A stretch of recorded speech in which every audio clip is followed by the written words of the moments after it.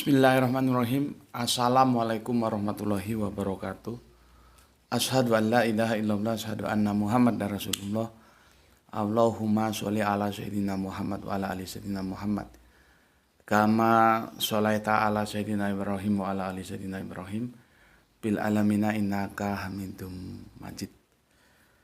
Sebelumnya kita panjatkan dahulu doa kepada Gusti Allah yang Kang Agung untuk saudara-saudara kita yang telah bermurah hati, yang telah memberikan sholawatnya kepada channel dakwah ini ya, berupa infak dakwah.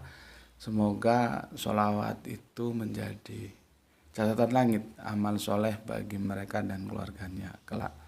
Dan insya Allah Allah akan membalasnya dengan balasan yang lebih baik lagi. Begitu juga untuk seluruh pewer terkasihku dimanapun kalian berada ya, di mancanegara maupun di dalam negeri ya, semuanya semoga selalu always dan always selalu anti skip dan anti download ya. Iklannya biar masuk. Dan bagi yang berkenan silahkan di-share link-link kajian dari channel dakwah ini, dan semoga itu menjadi catatan langit juga bagi engkau bahwa engkau telah mengambil bagian dalam syiar dakwah Islam. Berikutnya, atas doa-doa baiknya aku ucapkan terima kasih, dan semoga kebaikan doamu untukku juga tercurahkan untukmu semuanya ya, tanpa aku breakdown satu persatu, untuk semuanya lah ya. Terima kasih. Oke, sebelum kita lanjutkan kajian kita kali ini, terimalah salam dari aku, salam Islam rasional. Oke, kita lanjutkan kajian kita ya, ini pada seri yang ketujuh ya. Seri yang ketujuh.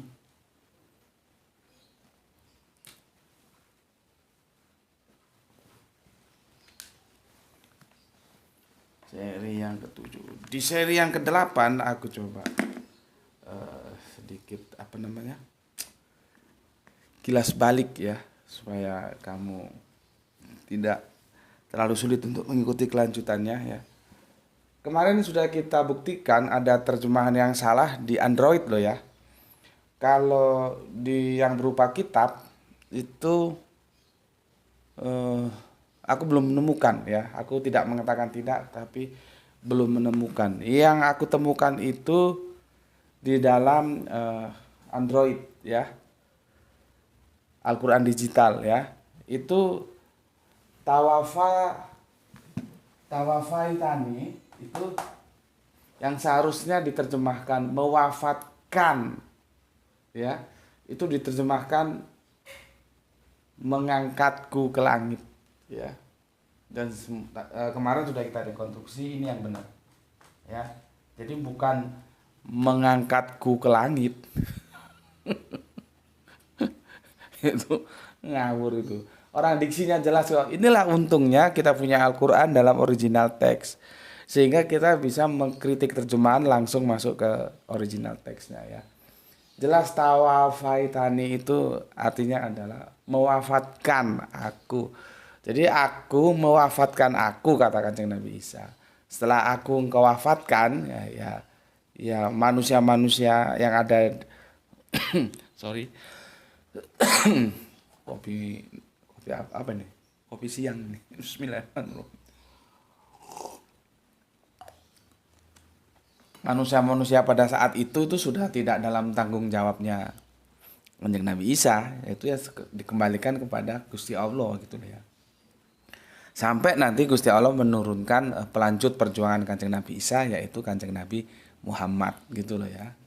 Jadi bukan naik ke langit gitu. Itu kan dongeng anak kecil. Nah, naik ke langit gitu ya. Ini clear ya, sudah kita rekonstruksi ya. Jadi yang betul itu tawafaitani itu mewafatkan ya, mewafatkan aku. Karena aku takutnya nanti kalau kamu diskusi dengan teman-temanmu, tiba-tiba kamu disodori Al-Quran yang digital, kamu nggak pernah riset di situ ya, tiba-tiba ada terjemahan mengangkatku ke langit, kamu bisa kelabakan ya. Tapi setelah aku beri penjelasan ini, kamu ngerti bahwa itu terjemahannya bermasalah Di mana diksi tawafaitani itu seharusnya diterjemahkan mewafatkan aku, bukan mengangkat aku ke langit, ya. Oke, clear. Ini kita hapus kalau gitu ya.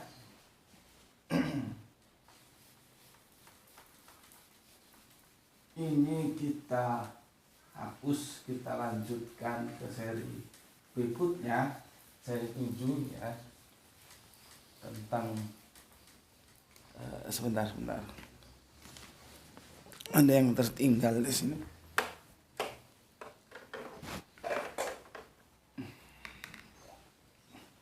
Supaya bisa lebih cepat ini.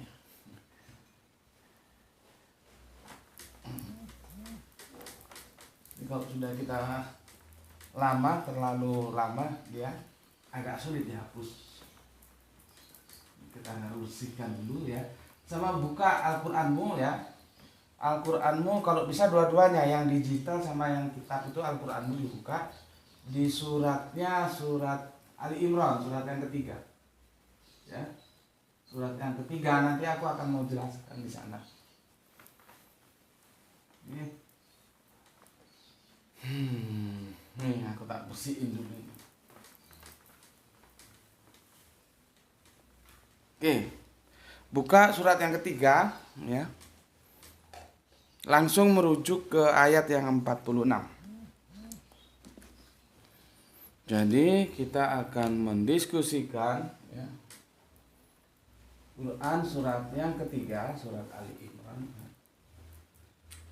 Quran surat yang ketiga, Ali Imran, nomor ayatnya yang 46. Jadi kalau kita mendiskusikan agama itu nggak boleh lari dari kitab suci, ya. Harus rujukannya ke sana. Pendapat apapun, sehebat apapun, kalau dia tidak bersandarkan kitab suci, yaitu tidak begitu kokoh, ya. Maka setiap pendapat itu harus disandarkan kepada dalil. Dalil itu artinya penjelasannya, ya gitu. Oke, sebelum itu aku bacakan dulu komentar-komentar yang masuk biar nggak numpuk ya. Kalau numpuk nanti. Ini pun ada beberapa seri khususnya yang hampir ngombe yang belum sempat aku bacakan ya.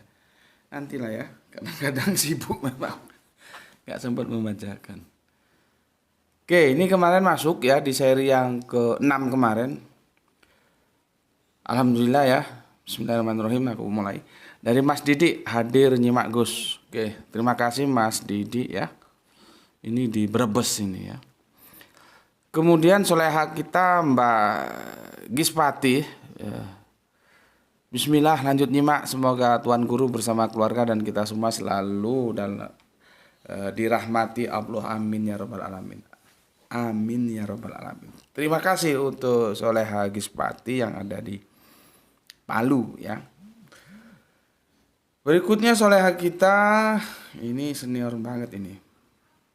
Aisyah yang ada di Surabaya. Surabaya. Assalamualaikum, turut mengaji Gus, monggo silahkan untuk Mbak Aisyah. Salam untuk keluarga di Surabaya. Kemudian Kang Mas Ikhwan Tamim, Tangerang, Banten, menyimak Gus. Doa terbaik buat Tuan Guru beserta keluarga dan semua viewers setia channel ini. Salam Isra. Oke, salam Islam rasional juga untukmu. Terima kasih. Berikutnya Dimas Sunse, Semarang kali ini banjir, menyimak kajian Tuan Guru semakin tercerahkan. Salam Isra. Oke, salam Isra juga untukmu. Oh, ini ada pendatang baru sepertinya. Dari Borneo. Oh, Borneo sekarang banyak juga ya. Ini bertambah lagi saudara kita dari Borneo. Kang Mas Jian Reksa, Borneo hadir, salam rasional. Oke, terima kasih untuk Kang Mas Jian Reksa. Ini sepertinya komen pertama ya. Sebelumnya saya mohon maaf kalau komen saya agak panjang ya. Terus terang saya baru mengenal channel GM selama sebulan ini. Oh iya, berarti junior kita ya. Dan saya sangat suka dengan pemahaman-pemahaman dan pemikiran yang disampaikan beliau. Oke, terima kasih. Ya. Semoga bisa ditularkan ke teman-teman lainnya ya, diinformasikan. Saya ingin bertanya, apakah sudah pernah membahas hal yang saya sebut di bawah ini? Pertanyaan saya tidak harus dijawab oleh GM, mungkin kawan-kawan yang ada di channel ini dapat membantu saya untuk menunjukkan judul video mana yang harus saya tonton yang berkaitan dengan hal-hal ini. Number one, nomor siji, nomor satu, nomor sada, ya, nomor hiji, bulan terbelah. Kemarin sempat heboh dengan gambar retakan di bulan tepat seperti gambaran Nabi Muhammad yang membelah bulan. Tapi setelah saya teliti lebih dalam lagi ternyata retakan itu hanya retakan kecil saja. Bahkan retakan itu tidak sampai seperempat diameter bulan. Oh, berarti bulannya nggak terbelah ya. Kalau terbelah itu kan seperti kita cutter melon itu ya, belah semangka itu kan dia benar-benar terpisah ya. Kalau benar ini penjelasan dari Kang Mas Jian Reksani berarti kan tidak terbelah, dia retak. Aku nggak ada contoh ya, kalau ada contoh sayang tadi tak persiapkan contoh itu enak. Dok Ranti ambilin jeruk, Dok Ranti ambilin jeruk Bapak. Di meja, di atas meja satu. Ya. Oke, ada yang merah? Yang merah ada? Yang lebih merah? Ya, ambil sini. Supaya kalian paham yang aku maksud ya. Kalau ada semangka, oke, dah, makasih. Nah ini jeruk ya. Jeruk. Kalau terbelah itu begini dia.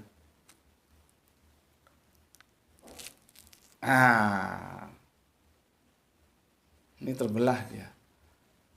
Kalau cuman geser-geser doang gini, gimana ini tadi? Nah, gini doang ya, tapi dia tidak terpisah gini, itu retak, bukan terbelah, retakan ya, hanya retakan. Kalau terbelah itu baru terpisah gini. Nah ini ya, oke, kalau hanya gini doang, oh dia retak, tapi masih menyatu, belum sempat terpisah, ya. Bulan terbelah. Nah, ini yang ditanyakan oleh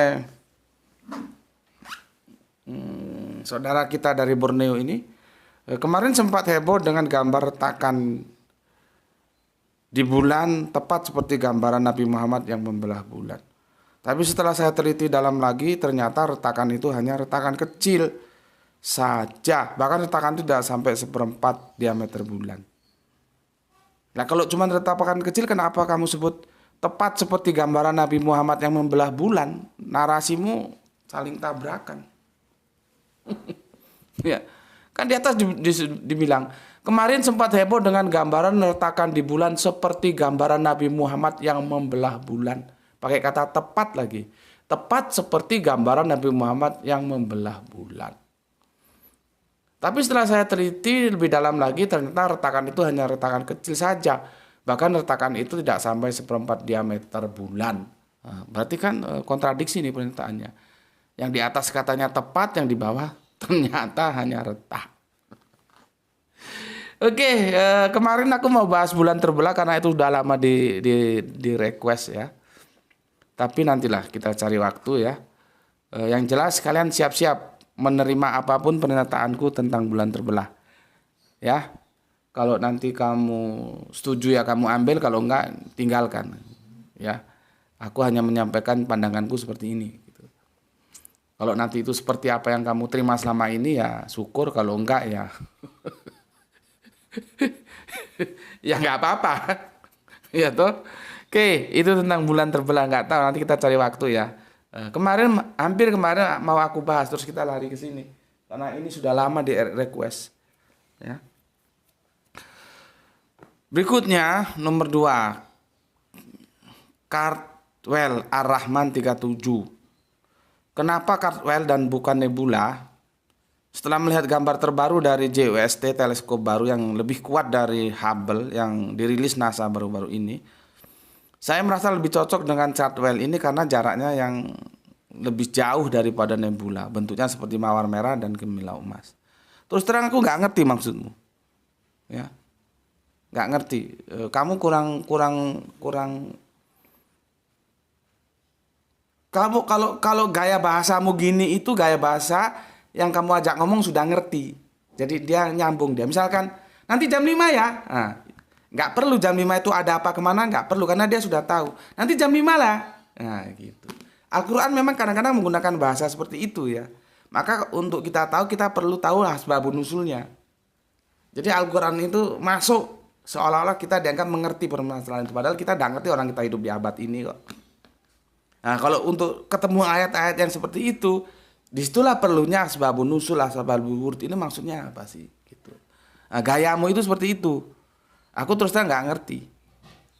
Ya, seperti tadi. Besok kita berangkat jam 5 ya. Nah, itu nggak perlu dijelaskan. Jadi orang yang mendengar nggak ngerti maksudnya apa. Tapi yang diajak ngomong besok kita berangkat jam 5 ya, itu sudah ngerti. Artinya sudah diawali ada permasalahan sebelum ini gitu loh. Nah, ini aku terus terang nggak ngerti apa itu Caldwell. Terus hubungannya dengan Ar-Rahman 37. Terus nebula aku nggak ngerti, ya. Jadi kamu deskripsikan lagi aja maksudnya apa, terus yang ditanyakan apa. Yang ketiga, karena aku juga nggak punya waktu ya mengikuti informasi sains yang sekarang terus berkembang. Aku beli buku 4 itu belum ada yang aku baca. Aku sekarang kehilangan waktu baca buku. Ya, baru 1 itu pun lihat-lihat sampulnya doang. Oke. Embrio sudah digambarkan dalam Quran di surat Al-Mu'minun ayat 12 sampai 14 dan hal ini sekaligus bantahan untuk yang menyebut bahwa Quran adalah ciptaan karangan Nabi Muhammad karena sains pada masa itu belum seperti sekarang. Jadi mustahil Nabi Muhammad mengetahui hal ini. Embrio apanya mau ditanyakan ini? Nggak ngerti juga aku ini. Yang kamu tanyakan apanya dengan surat Al-Mu'minun 12 sampai 14. Ya. Sebetulnya banyak sih, bukan hanya hal-hal embrio saja, bahwa apa yang dikatakan Kanjeng Nabi Muhammad itu tidak lain adalah wahyu yang diwahyukan. Ya. Wahyu yang diwahyukan. Seperti Kanjeng Nabi Muhammad di surat apa itu kamu cari nanti, bahwa dia bilang membacakan surat Al-Qur'an ya. Di dalam air itu ada api. Padahal Kanjeng Nabi Muhammad nggak pernah kuliah jurusan apa ya? Kalau bagian-bagian pertambangan itu jurusan apa ya? Ya fakultas pertambangan lah, kan belum ada. Itu. Dari mana Kanjeng Nabi tahu? Ya, karena diberitahu oleh yang Maha Tahu. Ya, fakultas kelautan lah. Sekarang kan ada fakultas kelautan. Kan belum ada saat itu, bagaimana mau kuliah kelautan, fakultasnya aja belum ada. Tapi Kanjeng Nabi sudah mengatakan dalam Al-Quran itu dibacakan, di dalam laut itu ada api. Banyak sebetulnya, bukan hanya masalah embrio aja ya. Tapi gampangnya begini loh, kalau masih mengatakan bahwa Al-Quran itu karangan Kanjeng Nabi Muhammad, itu sebuah sangkaan yang tidak mendasar kan. Sampaikan aja dasarnya apa. Kalau itu karangan Nabi Muhammad itu kan manusia, artinya bisa dimasteri dong. Manusia lain bisa bikin Al-Quran. Tapi nyatanya sampai sekarang enggak. Dan tantangan itu kan tetap terbuka bagi siapapun. Apabila engkau tak percaya terhadap Al-Quran ini, maka buatlah 1 surat saja. Buktinya sampai sekarang memble, enggak ada yang bisa membuat. Ya, jadi sebetulnya bagi mereka yang antagonis, yang tidak menerima Al-Quran ya, dan a priori, ya bikin aja. Daripada berkoar-koar mulutnya seperti anjing kan ya percuma.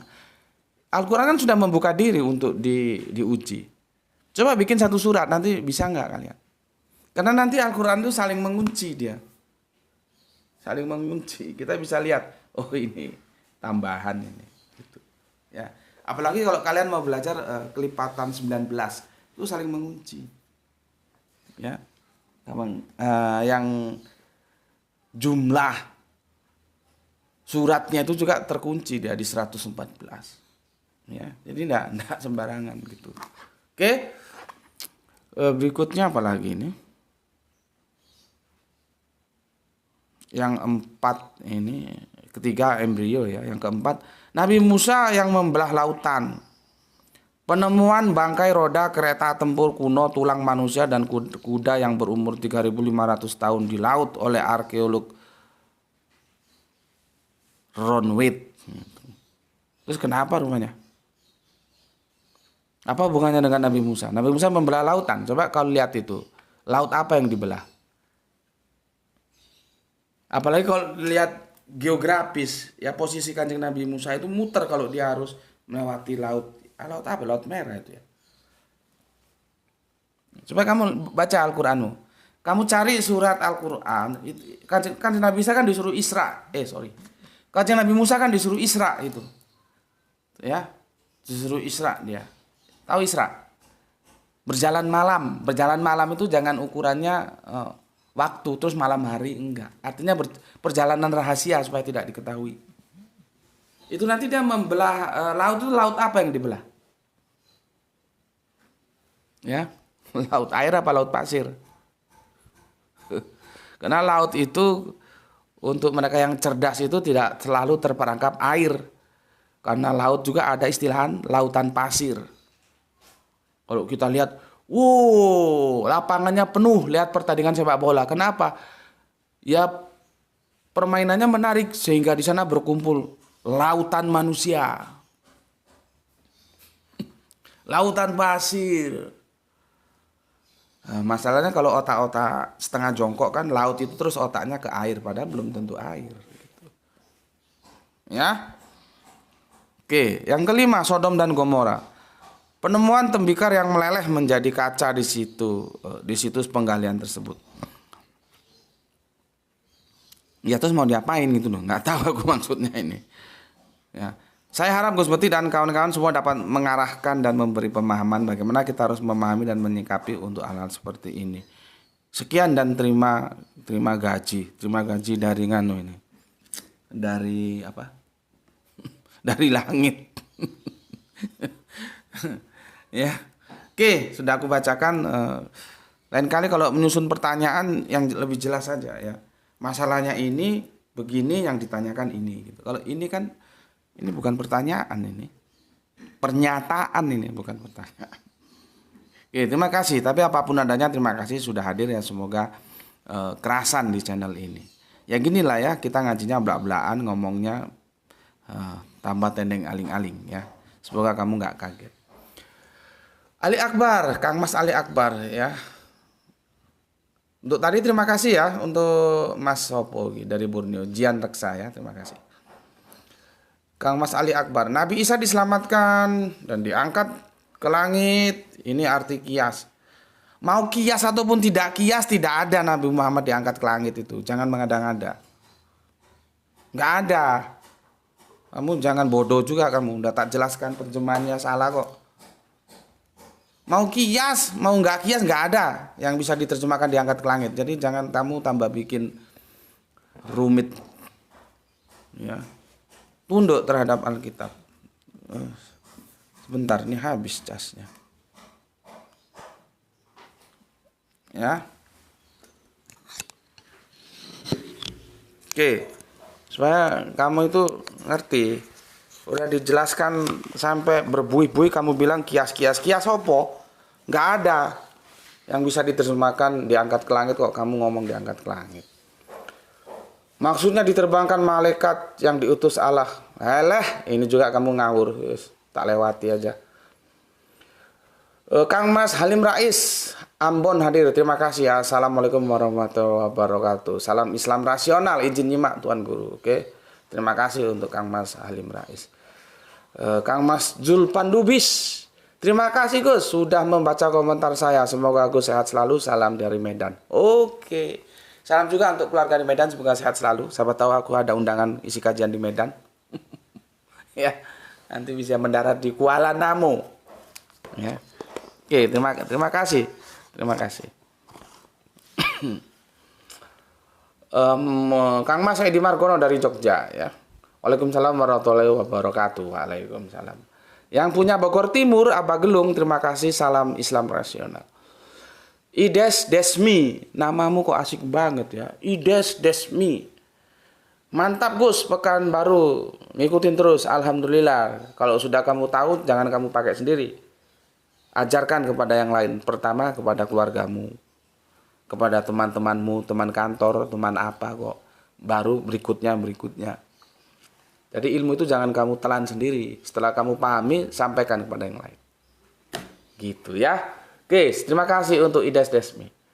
Berikutnya Rijal Wahyu yang ada di Rembang selalu hadir Gus. Oke, terima kasih. Nah, ini Juragan Brambang dari Brebes. Salam nasional Guru Kang Mas Nurkolis. Terima kasih. Ini yang punya Tulungagung. Nyimak ngaji Gus. Semoga kebodohan segera luntur. Amin. Kang Nario Endri.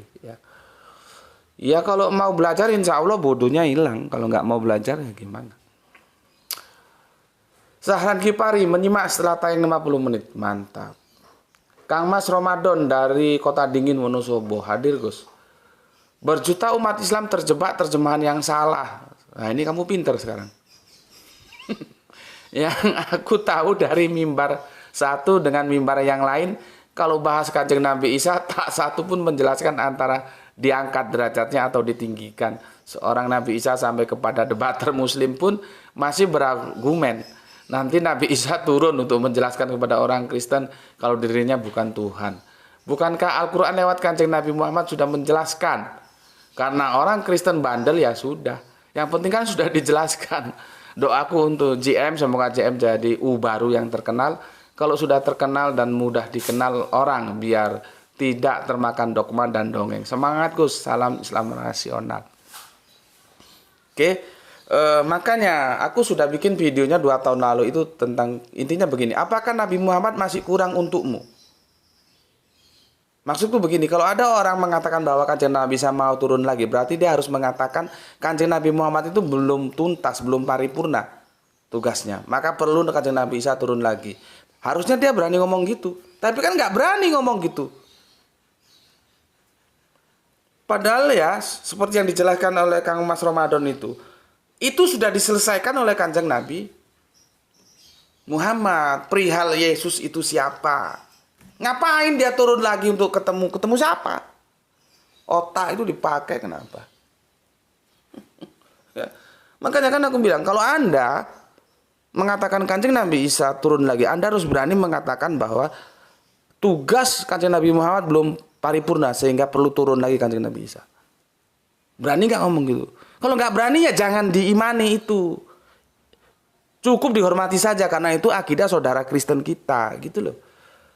Tapi kan bandelnya juga minta ampun. Sama seperti yang dibilang ini di podium-podium, di mimbar-mimbar. Makanya ya, casing itu perlu, tapi jangan sampai kalian terjebak casing. Pidato akbar. Kerangka berpikirnya berputar-putar di situ-situ aja karena dia tidak berani melakukan passing over. Passing over itu lompatan pemikiran. Mengkritik apa yang sudah ada selama ini benar nggak sih? Nggak berani. Kemarin aku dapat TikTok atau apa gitu, ulama besar, dan kalau aku sebut namanya kamu pasti kenal, dan dia ya usianya masih di bawahku sih ya. Doktor, pernah sekolah di Maroko dan di mana itu, di Saudi apa di Mesir atau di mana nggak tahu aku.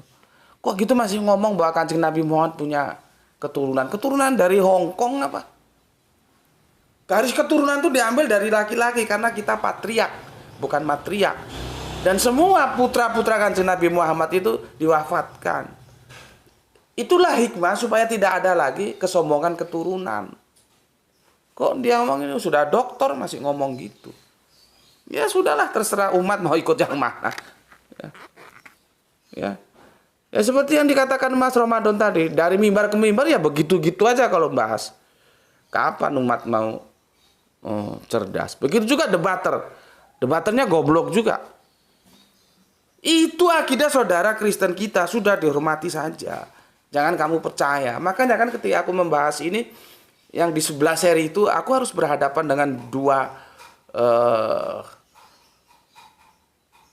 penolakan dari Kristen. Sudah tentu ya wajar karena Kristen mengimani itu. Yang repotnya juga aku harus berhadapan penolakan dari saudara Islamku sendiri.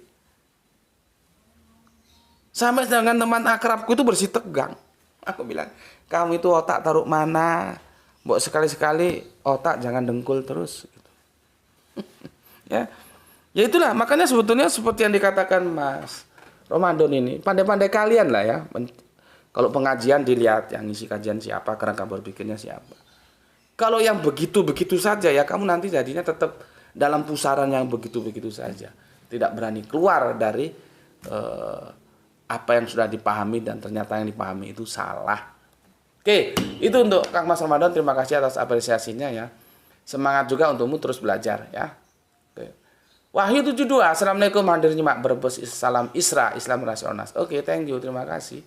Kiswolo, Assalamualaikum warahmatullahi wabarakatuh, turut nyimak. Monggo, waalaikumsalam. Dari mana ini Kiswolo ini asalnya? Husein Darwin, Madura hadir Pak. Oke, terima kasih ya. Jangan lupa sate Maduranya ya. Bikin yang sedikit pedas. Ini orang Sumatera ini lidahnya lidah pedas. Ini soalnya kita asilamumu. Kan udah ngaku sendiri. Dia Tuhan, aku utusan. Halah gitu doang. Oke, terima kasih asilamumu. Kemudian penghubung Borneo Kalimantan. Assalamualaikum salam Samarinda nyimak. Oke, waalaikumsalam. Septikus Wanda hadir. Oke, terima kasih. Thank you. Gurem Endrukem ini yang punya Malang ini. Arema nyimak. Oh, ini Sam Gurem ya. Yang punya Ngalam. Nus itu suwun. Terima kasih untuk Kang Mas Sam Gurem Endrukem. Rikar Manjola ngawur semua demi konten matamu wi. Kok dia bilang demi konten matamu. Ya, kalau bisa sanggah argumentasimu apa, kalau enggak kamu belajar dulu. Kalau demi konten aku nggak akan unggah ini. Lihat itu kok viewernya merosot jatuh kan, nggak ada 1000 itu. Mainnya paling pol di angka 500-an. Artinya kalau kita mau memang tujuannya cari duit demi konten, ini harus ditinggalkan. Karena ini terlalu akademis. Karena aku sudah bilang kalau kita ngaji terlalu akademis, masuk ke dalam intipati teks-teks, itu mesti viewernya terjun bebas. Dan ini bulan-bulan ini kan terjun bebas ini. Jarang yang bisa ngangkat di atas 1000. Tapi kan aku tidak beralih, tetap aja aku terus ya berikan edukasi terus. Aku sudah nggak mikir lagi, biar nanti yang maha mengatur biar diatur lah. Makanya aku bilang ya tolonglah selalu always dan always selalu ya. Supaya iklannya bisa masuk. Itu terjun bebas kan, kamu bisa lihat, matamu kan bisa lihat itu. Itu di bawah 1000 semua. Paling 500-an sekian. Lah kalau aku demi konten, tentunya konten seperti ini kan aku tutup. Aku bikin konten yang bombastis. Untuk apa akademis sudah capek mikirnya, nggak dapat apa-apa. Karena kalau power itu sedikit, otomatis jumlah iklan juga sedikit. Itu loh. Ini kafir bajingan ini. Ya. Kalau nggak mampu berpikir secara logik, tinggalkan. Kalau nggak ngerti, tanya. Jangan menyangga dalam kebodohanmu. Kok semua demi konten. Kalau demi konten aku tinggalkan ini. Aku pilih konten-konten yang bombastis, bukan yang akademis gitu ya. Jadi ya inilah anjing-anjing yang nggak punya sense of apa ya, nuansa-nuansa akademisnya nggak punya, dan dia tidak siap untuk berdiskusi, untuk berdialog ya. Jadi ya masih anak kemarin sore, belum dewasa. Dewasa itu siap berdiskusi dengan hormat, ketemu alhamdulillah, nggak ketemu ya saling menghormati gitu. Jadi kerangka berpikirnya itu sudah benar salah, bukan menang kalah ya. Kalau menang kalah itu kan kemarin sore ya, seperti anjing ini gitu. Ya. Oke, kemudian Kang Pepe Hendarawan, jadi nyimak Gus, salam Isra. Oke, salam juga untukmu. Oke, terima kasih sudah aku bacakan semuanya ya. Sekarang kita ke apa namanya? Ke topik kajian kita. Buka surat Ali Imran surat 346. Ya, buka. Kalau kamu punya dua-duanya, buka dua-duanya, maksudku yang digital buka, yang anu juga buka, yang Alkitab ya, buka. Aku juga buka di sini ya. Kita mau tahu ini apa katanya. Mantap kali sebabnya ini. Surat 3 ya. 3, 4, 6. Oke, aku minum dulu. Bismillahirrahmanirrahim.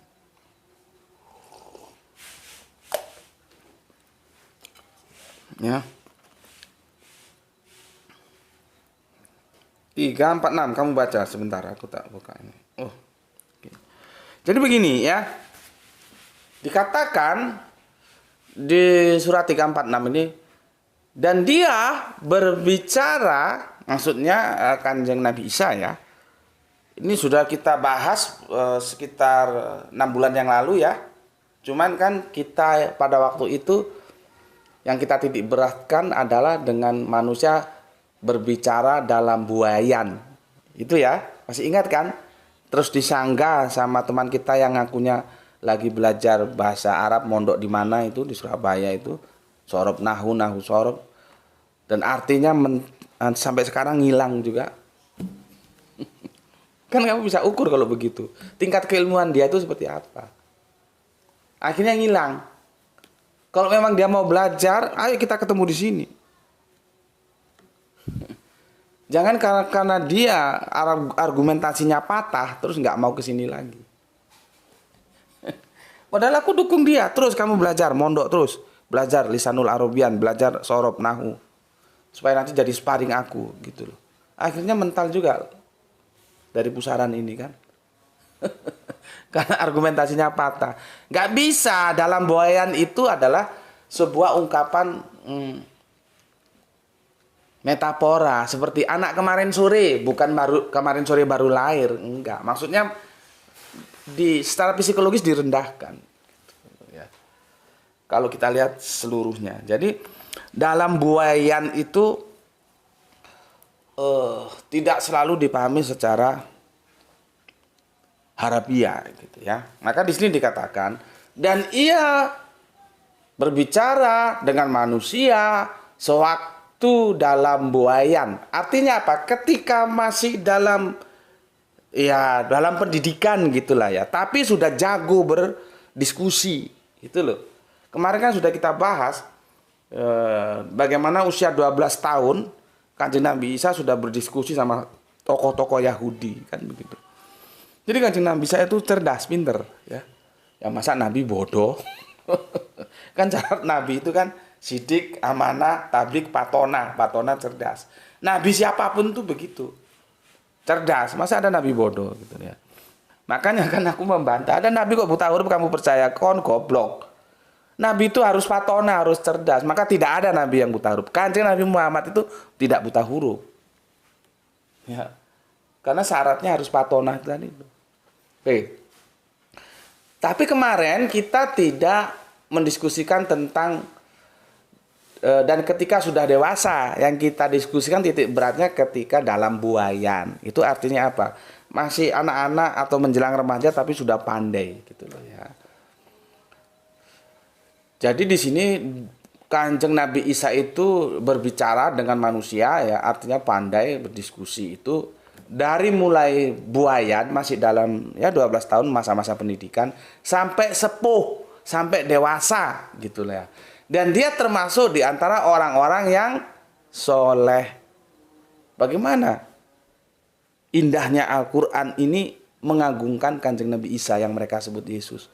Maka kalau mereka yang menistakan Al-Quran itu karena mereka goblok.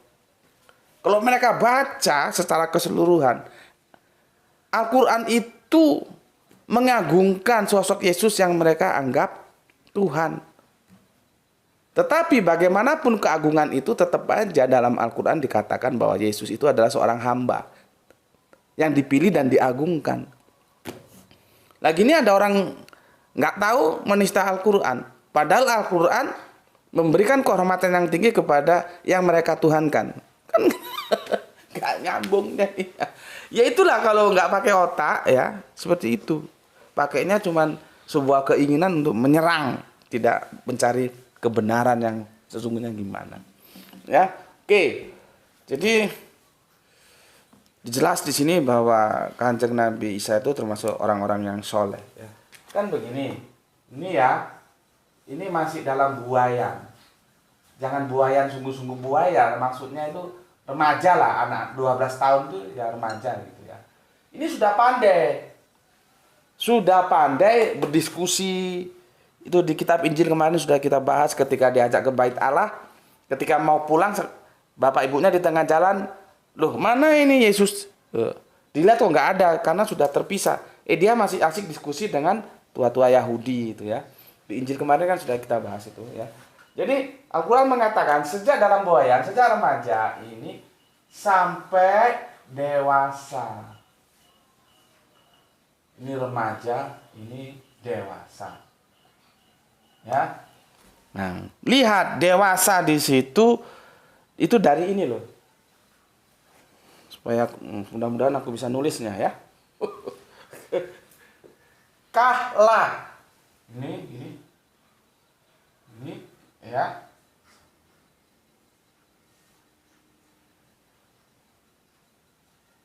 Kah ya.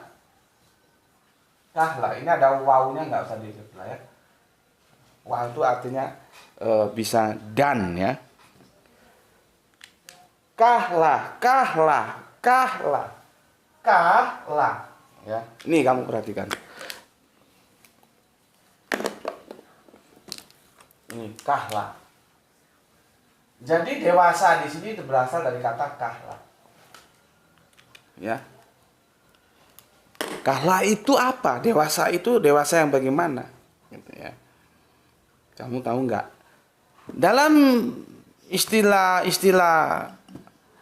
antropologis budaya Arab ya, Arabian itu mereka menyebutnya ini aku agak kurang begitu pandai menuliskannya ya dalam Arabian.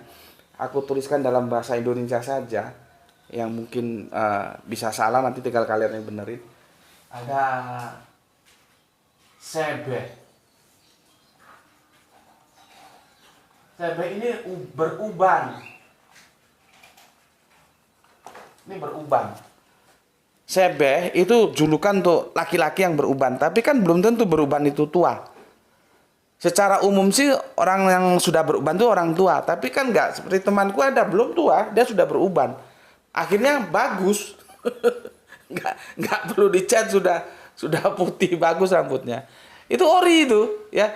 Ya belum tua kan seumuran dengan aku kan. Kalau aku 1-2 sudah ada uban ya. Itu istilahnya sebeh. Ya. Sebeh. Nanti kalau salah tulisannya tolong dibetulkan karena terjadi transformasi dari Arabiun ke Latin itu memang nggak bisa tepat benar. Nah sekarang kahla ini ya disebut dewasa. Kahla ini artinya itu manusia setengah umur. Seperti aku ini setengah umur, 50 sekian. Jadi orang yang usianya di atas 50, mulai 50 ya, 51, 52 sampai 50 sekian, itu disebut kahla. Di sini disebut dewasa. Jadi di atas 50-an. 50 plusnya tinggal berapa? Ya. 50 plus. Ya. Semoga bisa di sini ya. Kanjeng Nabi Isa itu dakwah itu usia 30 dan peristiwa penyaliban itu usia 33. Berarti cuma 3 tahunan, singkat ya. Kanjeng Nabi Isa itu dakwah cuma 3 tahunan. Usia 33 itu peristiwa penyaliban itu 33. Ya. Kahla ini di sini nih, kahla itu artinya sudah di atas 50-an, sudah dewasa. Kita anggap 50 aja lah ya. Kita anggap 50. Sebetulnya sih 50 sekian ya. Berarti ini ada selisih usia berapa? 17 ya. 17 tahun. Ya kan? 7, 8, 9, 10, 3, 1, 5. Iya, 17 tahun. Ya, lihat 17 tahun. Artinya, mungkinkah Kanjeng Nabi Isa disalib? Tidak. Kalau disalib dia nggak sampai kahla. Gitu loh. Ya. Lalu mungkinkah Kanjeng Nabi Isa diangkat ke langit? Enggak juga, karena dia kahla. Kahla ini normal. 50 sekian. tidak ribuan tahun. Karena kalau mengikuti dongeng yang kamu terima, dan semoga dibuang saja dongeng itu. Kalau dia masih hidup sekarang itu berarti kan 2022 tahun usianya. Ya. Itu tidak termasuk kahla. Ini Al-Quran yang ngomong. Meskipun ada hadis itu usia Kanjeng Nabi Isa itu 120 tahun. Hadisnya nanti cari ya, aku pernah baca 120 tahun. Ya. Cuman aku lebih enak ngajak kalian memegang informasi yang absolut, yaitu kahla, karena dia diinformasikan Al-Quran. Ini loh kahla. Jadi usianya itu 50 plus, plusnya berapa ya nggak tahu. Kalau usia 33, maka ada selang waktu 17 tahun. Itu pun kalau 50 lah, kalau lebih. Ya. Artinya apa? Kanjeng Nabi Isa itu hidup dalam dimensi normal manusia. Benar loh. Usianya yang normal manusia ini loh. Kahla ini loh. Nggak terus ribuan tahun dan kamu percaya bahwa otakmu itu dipakai gitu loh. Banyak makan buah sama ikan laut supaya nutrisi otaknya itu terpenuhi. Orang jelas-jelas kahla kok kamu bilang naik di atas lagi nanti turun lagi. Aduh, berapa kali kahla itu? Ya, begitu juga kalau dia tersalib, tidak mungkin kalau dia tersalib dia nggak sampai 50, 33 tamat. Jadi kata kahla itu membantah keduanya, membantah tersalib, membantah yang sekarang masih hidup. Kalau sekarang masih hidup dan sampai nanti nggak pakai kahla, ya. Dulu, ya. Semoga kajian-kajian ini mencerdaskan otak kalian semua sehingga bisa memilih dan memilah informasi banyak, informasi mana yang mau ambil silahkan saja. Ya, aku tidak ada masalah. Seperti ini pun terserah aja. Yang penting kamu pahami kerangka berpikirku. Setelah itu kamu pikirkan dan tentukan dirimu sendiri. Jangan jadi aku. Jadilah dirimu sendiri. Kamu setuju rasionalitasnya masuk, terima. Nggak setuju, tolak. Nggak ada masalah. Tanggung jawab pun menyampaikan. Kamu terima, kamu tolak, itu urusanmu. Dan kamu bertanggung jawab atas penerima dan penolakanmu kepada Allah yang Maha Agung. Gitu. Ya. Oke. Sampai di sini dulu ya. Pesan aku, jaga Allah, jaga Kanjeng Nabi, jaga Al-Quran, jaga Islam menjadi milikmu yang paling dalam. Tetapi tetaplah memberi hormat kepada saudara-saudara kita yang memilih jalan lain. Ya, semoga kita semua sama-sama berdoa selalu mendapatkan rezeki yang barokah, yang banyak, dan kesehatan yang prima sehingga kita bisa melanjutkan kajian-kajian kita sebagaimana waktu-waktu yang lalu. Ini sudah masuk asar dan aku segera adzan, sholat berjamaah ya. Setelah itu mau turun, ada tugas lagi itu. Ya. Kita saling berdoa untuk kebaikan kita bersama. Semoga selalu dalam ridha Allah. Bismillahirrahmanirrahim. Alhamdulillahirabbil alamin.